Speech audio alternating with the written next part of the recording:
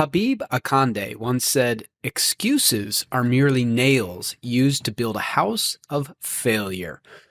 George Washington Carver said, 99% of the failures come from people who have the habit of making excuses." Jon Taffer said, "Excuses destroy success every time."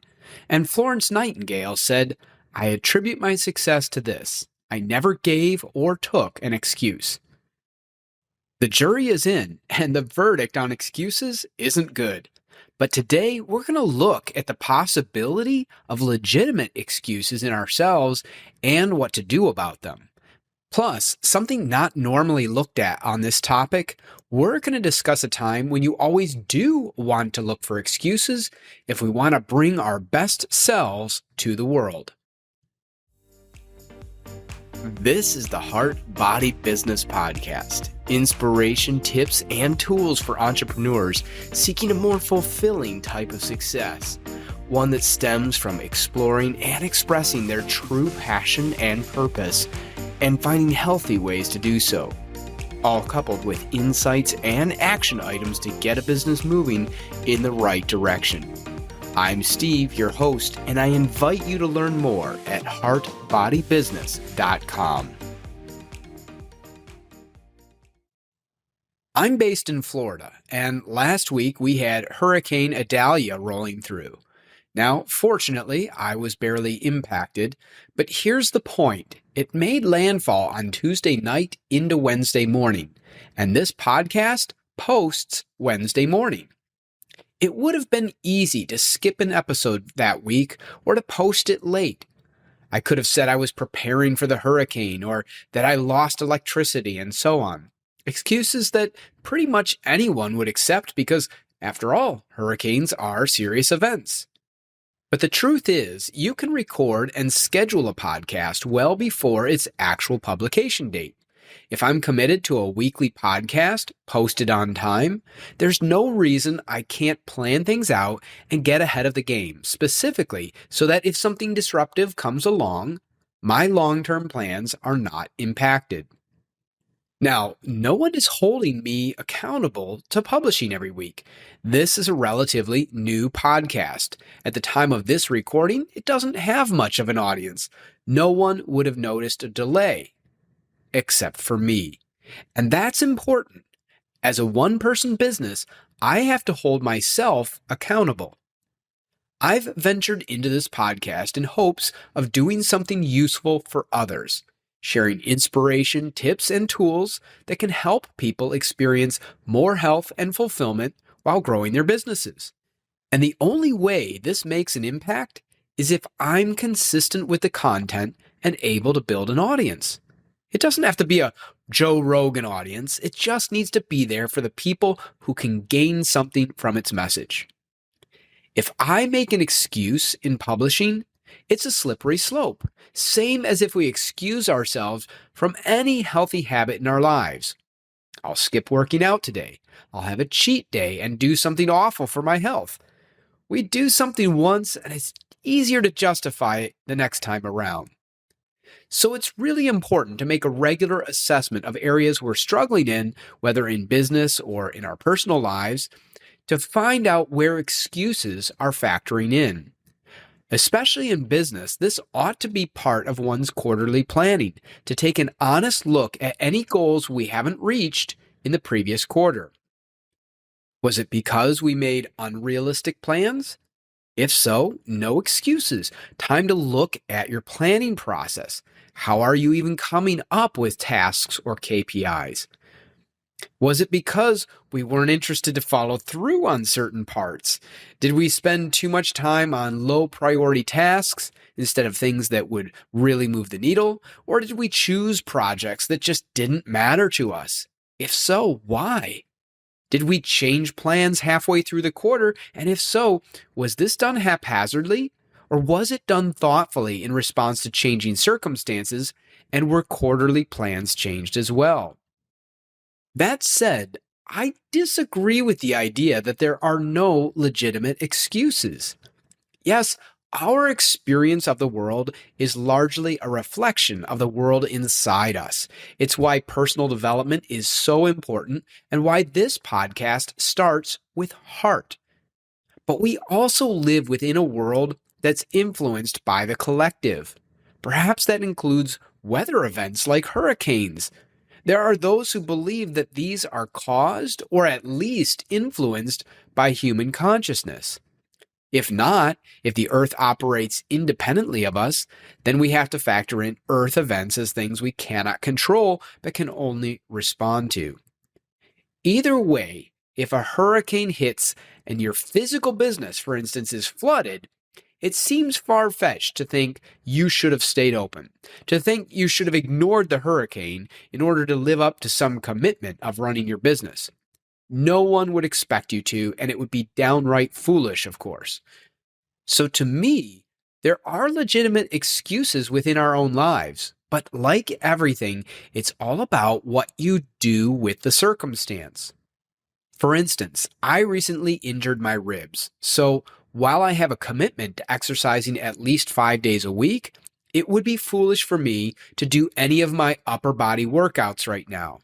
They would just create a longer healing period. I'd rather let the ribs heal and get back to those workouts as soon as I can. Honestly, anything with weight strains the ribs, so I'm being careful. But just using my own body weight, I can do things like calf raises and squats throughout the day and keep some exercise in my daily routine as much as possible. I'll still get in my daily walk, which research shows has such profound health benefits. In other words, I feel that when we have an honest excuse, the equation goes like this. I cannot do that to make progress, so instead I'll do this. There is a way forward, even if a door we expected to be open is suddenly closed. So I encourage you to do an inventory of excuses after this episode is over, and then determine, is the excuse within your control so you can change it? Or is it outside of your control so that you need to choose a different way forward?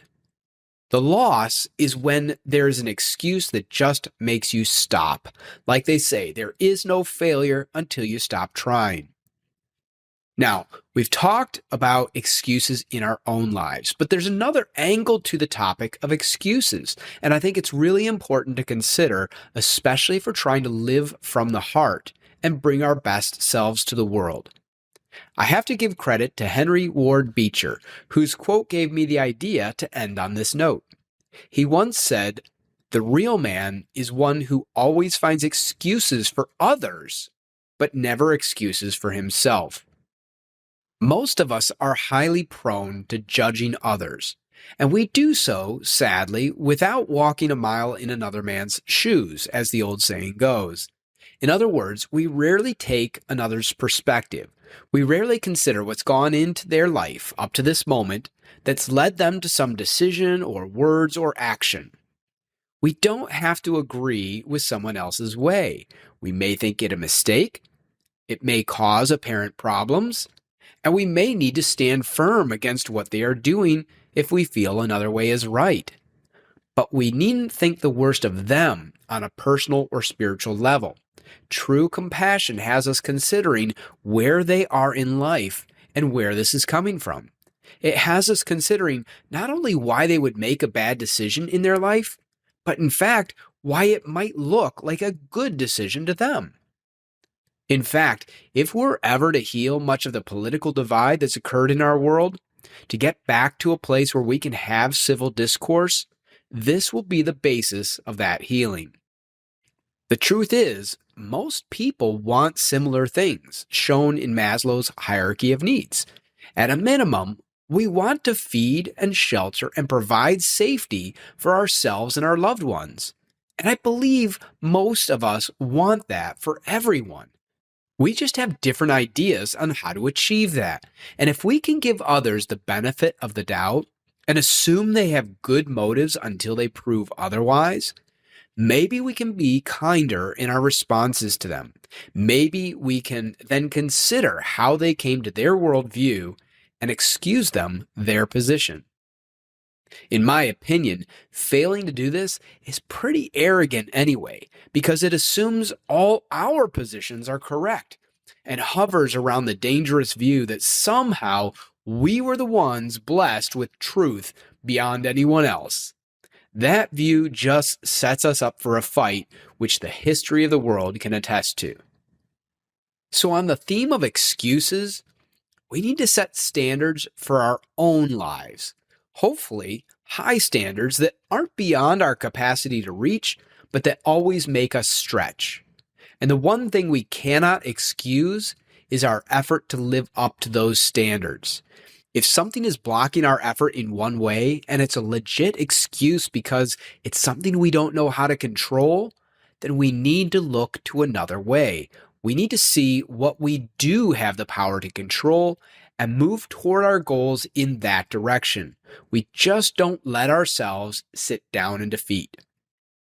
Meanwhile, as we look on others, if we believe their standards are lower than our own, and even if perhaps they are, we seek to make excuses for them. That is, to understand why those are their standards. To the degree we can, we help to lift them up. To the degree we cannot, we honor their place along the path. Because one thing we should always remember, there is someone further along the path than we are. Someone not only further on the path to health or success, but further on the path to love and wisdom. Someone we should be looking up to and hoping that they are not judging us for our own lack of speed. Life on Earth can feel like a complex game, but some of its principles are easy. Not making excuses to give up is one of them. If something is outside our control, we can recognize it as such. But to take that as a reason to give up, to not find another way, is a sure way to lose this game. So let's ask ourselves where we're stuck, and let's look for other ways, even better ways. After all, no one said we can predict our path to success, but we can walk it and then look back on the twists and turns that got us there. Till next time, thanks for listening, and if you enjoyed this episode, make sure to subscribe. You can also join our mailing list to get alerts on our latest episodes and other tips, tools, and news. Learn more and sign up at heartbodybusiness.com.